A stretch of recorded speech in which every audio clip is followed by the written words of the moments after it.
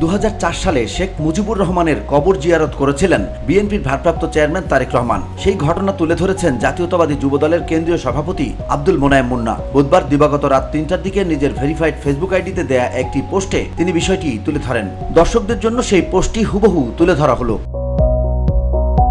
পোস্টে মোনায়েম মুন্না লিখেছেন, জনাব তারেক রহমান যেদিন মরহুম শেখ মুজিবুর রহমানের কবর জিয়ারত করেছিলেন 2004 সালের জানুয়ারি মাস 27 তারিখ গভীর রাত টুঙ্গিপাড়ায় বিএনপির প্রতিনিধি সম্মেলন শেষে ক্লান্ত তারেক রহমান সার্কিট হাউসে গেলেন বিশ্রাম নেওয়ার জন্য। একটু পরেই তার ঢাকা ফেরার কথা। ফেরার প্রস্তুতি চলছে। তারেক রহমান গাড়িতে উঠে ঢাকার উদ্দেশ্যে রওনা হলেন। আচমকা সবাইকে অবাক করে দিয়ে গাড়িবহর উল্টো দিকে চলা শুরু করলো। বসুন্ধরা, উত্তরা, বনশ্রী, কুড়িল ও বাড্ডা সহ রাজধানীর বিভিন্ন স্থানে অভিজাত ও অত্যাধুনিক মানের ফ্ল্যাট কেনার এক নির্ভরযোগ্য প্রতিষ্ঠান প্লেজেন্ট প্রপার্টিজ লিমিটেড। তাই আপনার স্বপ্নের আবাসনের জন্য আজই যোগাযোগ করুন।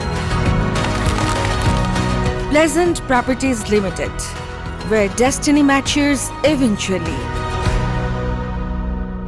তারেক রহমানের সঙ্গে থাকা বিএনপির তৎকালীন সাংগঠনিক সম্পাদক আমানুল্লাহ আমান, রুহুল কুদ্দুস তালুকদার দুলু সহ গাড়িবহরের সঙ্গে থাকা অন্যান্য নেতা হকচকিয়ে গেলেন। তারা কিছুই বুঝে উঠতে পারছিলেন না, কোথায় যাচ্ছে কেউ জানে না। প্রশ্নের জবাবে তারেক শুধু মুস্কি হেসে বলেছিলেন, আমরা এক জায়গায় যাব, ব্যাস এতটুকুই। গভীর রাতে গাড়ি গিয়ে থামলো শেখ মুজিবুর রহমানের সমাধিস্থলে। এতক্ষণে সাসপেন্সের অবসান হলো। সবাইকে অবাক করে দিয়ে তারেক রহমান গাড়ি থেকে নেমে আসলেন। সমাধিস্থলের খাদেমকে ডেকে তুললেন। সঙ্গে থাকা নেতাকর্মীদের নিয়ে শেখ মুজিবুর রহমানের কবর জিয়ারত করলেন তিনি।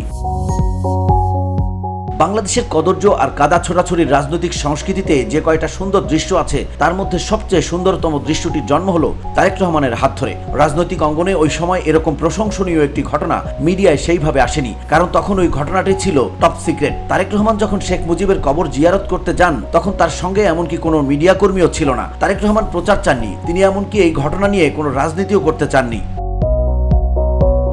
VOD Bangla news desk.